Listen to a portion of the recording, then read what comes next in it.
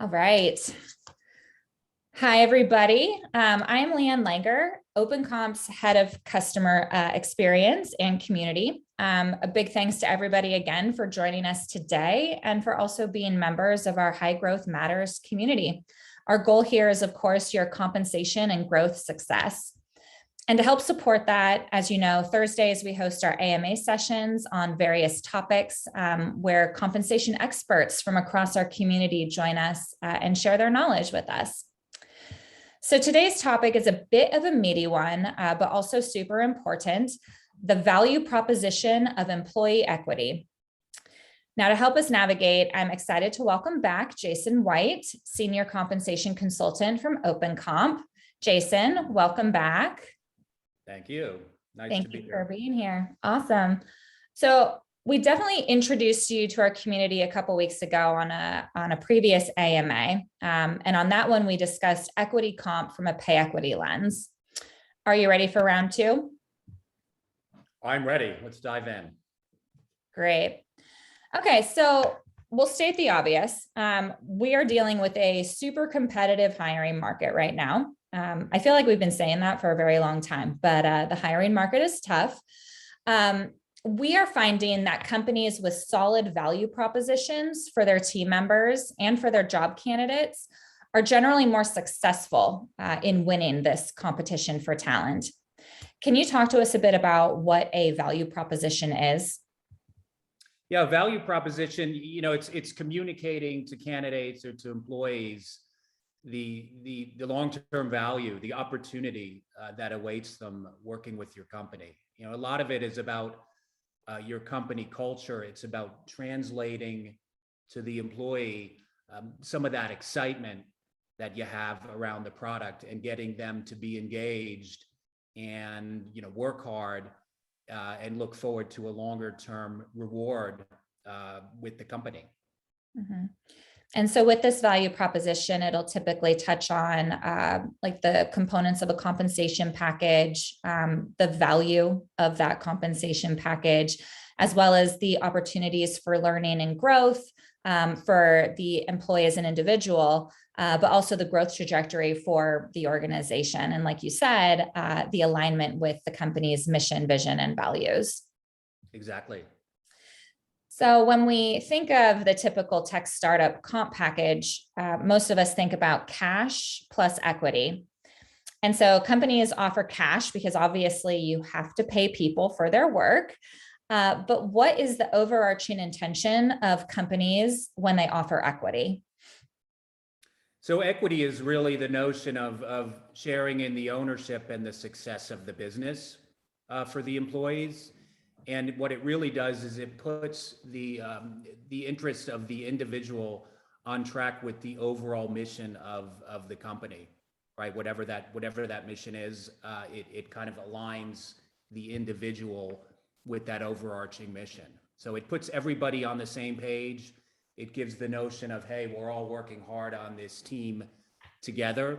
And most companies, startups, because of that notion of equity, what it delivers, they are generally inclusive and grant equity to all employees.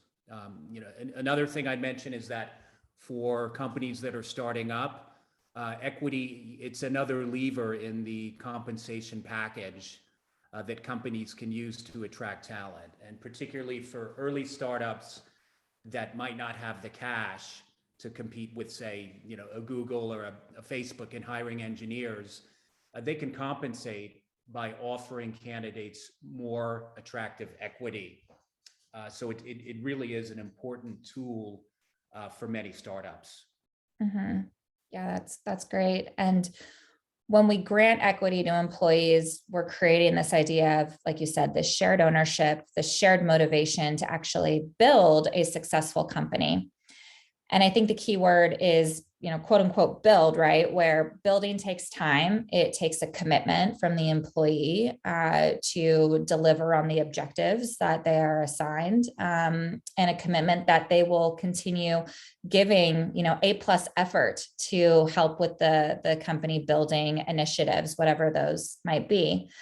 So how do companies ensure that when they give equity to employees or to candidates, that that give or that investment actually translates into company growth? Yeah, that's a great question. It's a challenge for a lot of companies, right? Because if you look at something like salary, it's tangible, right? I'm going to see with my first paycheck kind of the value proposition of my salary. But with equity, since it is a longer term investment, it's not something for earlier startups that they even have a dollar value for. So it's difficult to communicate what the value is of that equity, but it's something that the sooner you can start communicating to employees, the better you have in kind of translating that value proposition. So, a lot of companies, what we're seeing, ones that are more on the leading edge, are taking the time to outline to their candidates the potential value of what that equity might be worth. So it's something that if you just make a grant to an employee, this is a great opportunity to really communicate with them, to get them excited about the longer term success and the mission of the company, and really kind of get more bang for your buck in terms of your equity, rather than just granting it and forgetting about it. Mm-hmm. So it's really an awesome opportunity to engage with your talent. And so when we talk about this future growth, essentially that's synonymous with equity being this long-term incentive where you have to wait for the value to materialize. It's not necessarily material today. And to couple and to create that long-term incentive, companies typically use cliffs and vesting in terms of standard market practice. Can you talk a little bit about what you're seeing there? Yeah, I mean, long term, a lot of companies have used kind of a standard, a 48-month vest. So you might have what's called a cliff vest, which if you hire an employee within their first year, they don't have equity vesting at all. But on their first year anniversary, they'll have 25% of that equity grant vest. And then thereafter, for the next 36 months, every month, they'll get 1/36 of that remaining 75% vesting. Now, there's a lot of bells and whistles. There's different kinds of vesting terms, but that's kind of been the standard vesting schedule that we see most often. Mm-hmm. And so it's that standard vest is vesting over 4 years, and typically for new hire grants, a 1-year cliff, where during that cliff, no equity vests. But once that cliff is reached, then that full entitlement for that period of time, say that 12 months or that 1 year, would vest immediately upon that cliff date. Is that right? Yep. So the employee has the option then to exercise however many shares, and actually, take possession and own those shares, right, by paying the strike price of when that award was granted. Mm-hmm. And when they do that, they can lock in more favorable tax conditions that will be beneficial down the road if they ultimately sell that equity for much more than they paid for. Mm-hmm. Now, the other idea behind vesting is like obviously this retentive stickiness, where an employee is likely to think twice before exiting an organization if they have some skin in the game or if they have something on the line. For example, there may be an upcoming vesting date that they want to stick around and make sure that they vest that equity. So to your point, they can exercise it and become a shareholder.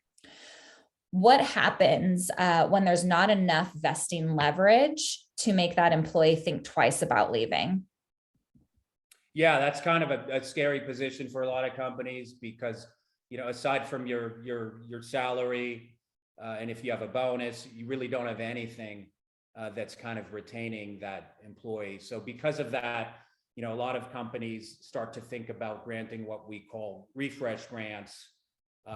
Once an employee is, at least 50% through their vesting period, they might get an additional add-on grant called a refresh to kind of keep, as you mentioned, their skin in the game in terms of their retention.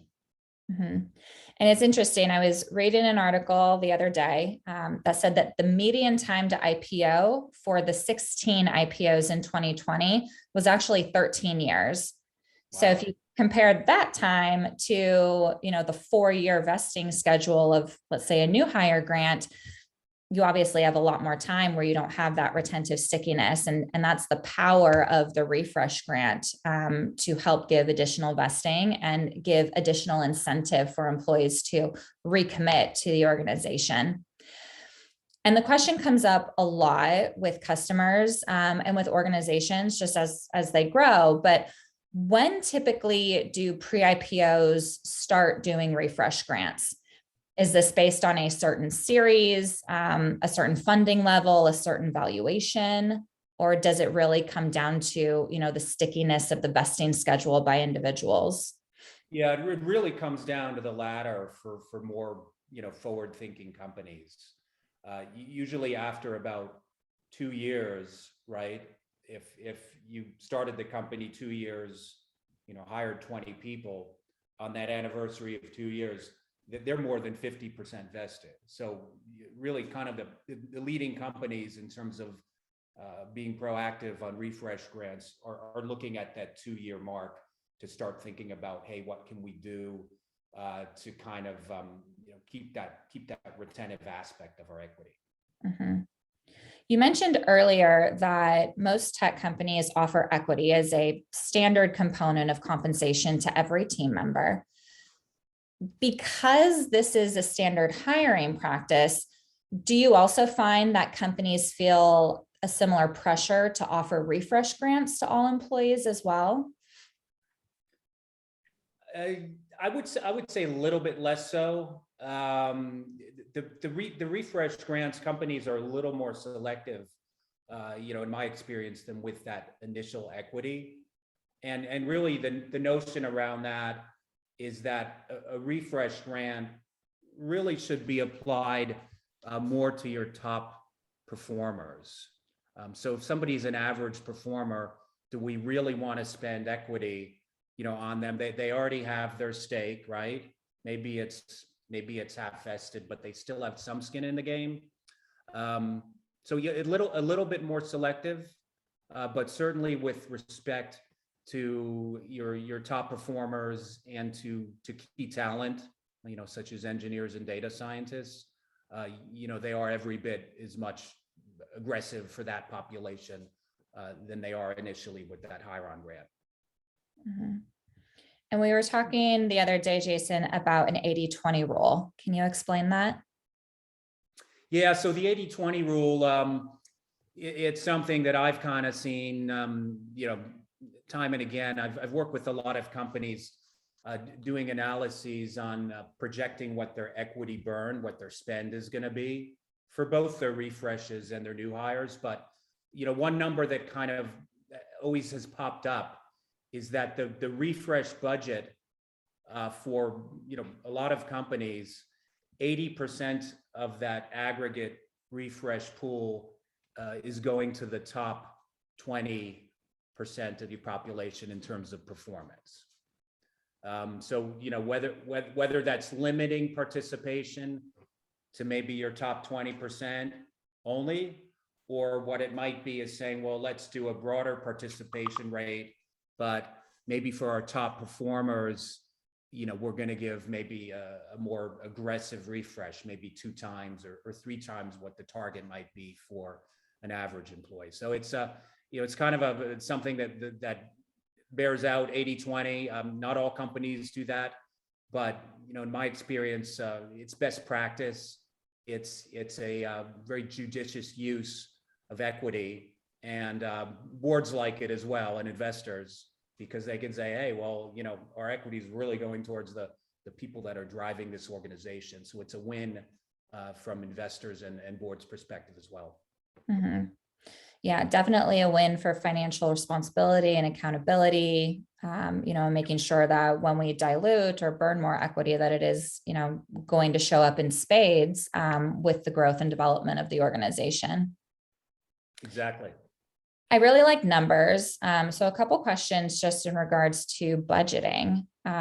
is there a typical equity pool that is allocated for refresh grants, or a typical percentage of the equity pool, I should say, allocated for refresh? Well, yeah, and that really depends on, on the company itself. It obviously depends on how fast they're growing. It depends on their, the size of their employee population. But, I would say what I see in terms of an annual refresh, I'd say probably 25th to 75th percentile. It's probably ranging in the 2 to 4% of the total pool. Okay. And do we have an estimate in regards to how much of your pool you allocate for new hires? Yeah, and that's, again, very, very dependent on your hiring plan. But typically, I've seen anywhere from 3 to 7%. But that really is contingent on the aggressiveness of your hiring plan. So that can be all over the map. Mm-hmm. Yeah, that makes sense. You need the equity to accommodate bringing in the new hires that are going to drive your business objectives forward. And, that plan is going to vary company to company, but also year to year based on the company's strategic objectives. Yeah. And, for that new hire pool, I'd say that from the perspective of investors and boards, they're a little less tight-fisted on they're a little more tolerant of having burn for the new hires, because that's funding kind of this organic growth and it's bringing people in the door. I'd say that in terms of the refresh, that's when they're like, wait a minute, let's look at the people we're granting refresh to, and let's make sure that they actually deserve it. Mm-hmm. The pay for performance. Mm-hmm. So refreshes, or anytime, that you get to talk to an employee about compensation, it's a great opportunity for education, for communication, for transparency about your compensation philosophy. And this is something that most companies seem to struggle with lately. It's not an easy thing to do. And I guess this brings us back to our topic, but how generally do we talk about the value of equity to employees and to job candidates? Yeah, that's a good question. And, a lot of times it's we see it's not really communicated at all. It's just something that maybe sits with the top executives and maybe the HR leadership. But, and it's a challenge, because especially for an earlier stage company, you really don't know what the hell this thing is worth, right? So what am I going to tell people, right? But there are steps that you can take, even if you are at that stage, that we find really resonate with candidates. And really that's kind of educating first your hiring managers, and your existing employees about the potential value of that equity. So, an example I give is that of a client I worked with recently, they actually provided with the offer letter, they had laid out all the cash, the signing bonus, et cetera. But then they had kind of a projection of what equity might be worth. And the way that they did it is they kind of took their business plan, right, from finance, and they said, okay, well, this is kind of what we think we're going to do, right? And if we do that, your equity will be worth X. Well, hey, we might fall short of that. It's possible. So if we did that, you'd be at Y. But then, hey, I'm here. You're excited. I think this is an awesome company. I think our projections here, we're going to blow them out of the water. And at that point, your equity will be here. So instead of trying to say your equity is worth X, it's really providing them with a range of outcomes based on the success of the company. So I think that's a great approach that companies could do at any stage to communicate the value of equity. But one caveat is to make sure that you let people know, hey, there's no guarantee that this will be worth anything at the end of the day. Yeah. And can we go back to some of the math then? Like how do companies mathematically place value on something that is intangible at that point in time? Is there some best practice data points that come together to indicate a reasonable and rational target? Yeah, I'd say, a lot of companies, they look at their, their pro forma financials, right, going out several years. And a lot of companies will say, okay, well, we're projecting to be at, say, 200 million in revenue in 3 years, right? And then they apply a multiple of revenue based on what public companies, right, public software companies multiples are of their revenue. And typically for a conservative number for a lot of software companies is 10 times. So they would take that 200 million and say, okay, our company in 3 years will be worth 2 billion, right? And then they back that into whatever the size of that equity grant is and say, well, that's what your equity that you have today will be worth in 3 years if we hit those targets. Mm-hmm. Yeah, and that makes sense in terms of predicting the future, or, estimating what the future valuation might be. In terms of today's valuation, I've typically seen companies take the preferred price and subtract the 409A value, or the strike price, and that gap indicates the equity value growth in a hypothetical situation, of course, but that spread essentially indicates the value per share that an employee may come to expect, from that equity grant. Did I get that right? Yeah, well, that's what we call the in the money value. Mm-hmm. So that's what the equity would be worth today, right? If you were able to sell it at the preferred value, you'd get that delta between the preferred and the 409A. But the reality for a lot of companies, the preferred price, the 409A, these are both points in time. But a lot of companies that I talk to, they're like, well, our 409A is low, our preferred is low, we think we're going to be here. So that's a very conservative estimate, that in the money value of what equity might be worth. And that's kind of what, looking at the pro forma 3 years out, that gives you a whole different look versus what the equity is worth today. It gives a great perspective of what the potential of the company is. Mm-hmm. Is it common for companies to tell candidates the preferred price per share? No, no, it typically is not common. That's typically something that's kind of, closely held, executives, board, people that need to know. It's typically not shared, right? And I would assume the same for the total shares outstanding. Yeah. So you might not communicate what I was talking about the mathematics. You might not communicate the exact the formula of how you're getting at these numbers, but you might say, hey, business plan, we're here, high case here, low case there, and keep it at that. Mm-hmm. Mm-hmm. That makes sense.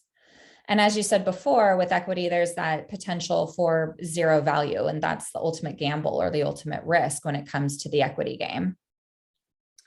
Yeah, exactly. But if you're an individual that's kind of interviewing at startups, you kind of have a higher appetite for risk generally. So it's kind of probably built in to your psyche that, hey, this might be worth zero. You're just willing to take that risk. So let's say in conversations, maybe it's a recruiter talking to a candidate, or it's a hiring manager talking to an employee, and talking about hypothetical equity valuation. Is there a specific, or, kind of like a best practice sort of script that they should be following when talking to these folks? Well, I think it's about communicating expectations in a realistic manner, and a lot of that comes back to the company's business plan. Some companies, they're aggressive and they think, okay, we're going to really grow here, but it's going to take a little bit short of a miracle to get there.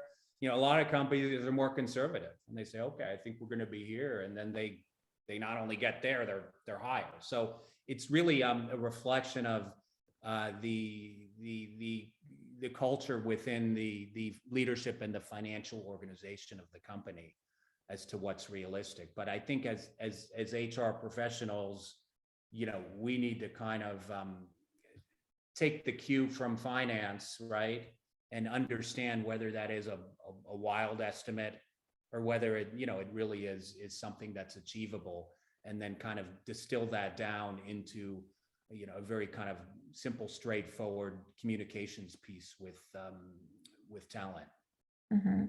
Yeah. And I think with that, it's important that the valuations or the potential valuations that we talk about aren't pie in the sky, right? That we want to use this conversation to inspire and to motivate employees and candidates, and to get them to buy into the vision for the growth of the organization. But to your point, that vision needs to be transparent. It also needs to be honest and truthful, and it needs to have rationale behind it. And so I think that's where, that calculation around understanding what today's current valuation is, and then having a potential range in terms of multiples of growth of what we can actually compare that to. And including in our conversation, how is the company planning on growing over this period of time? What objectives do we need to achieve in order to hit this estimated multiple? But it gives employees not only that inspiration of what could this organization be, what could my equity be valued, but also it outlines the roadmap and the pathway for how the organization is planning to get there. Yeah, and it's really an extension of the overall culture of the company, right? Whether people are excited to come to work, excited about the product. It's really a natural extension of this entire mentality that companies strive for, right? To have everybody working hard and to be super excited about what they're doing. Mm-hmm. Yeah. That's absolutely right. At the end of the day, we're always building trust with employees, wanting them to be motivated and bought in and excited about our organization. And, and those are the employees that are really going to help build, right? Like the builders of the growth and the success of this company. Yeah, exactly. Good point. Yep. Is there anything else interesting, Jason, that you're seeing on the equity front in terms of equity data? Are we seeing companies issue more equity, less equity, the same amount of equity to employees and to job candidates? Yeah, well, over the past few years, as you probably know, it's been a favorable, venture capital climate, right, in terms of investing in startups. So, I've actually seen percent numbers drop a little bit, but valuation numbers increase, right? So maybe, for an example, would be maybe I would get 10 basis points 3 years ago.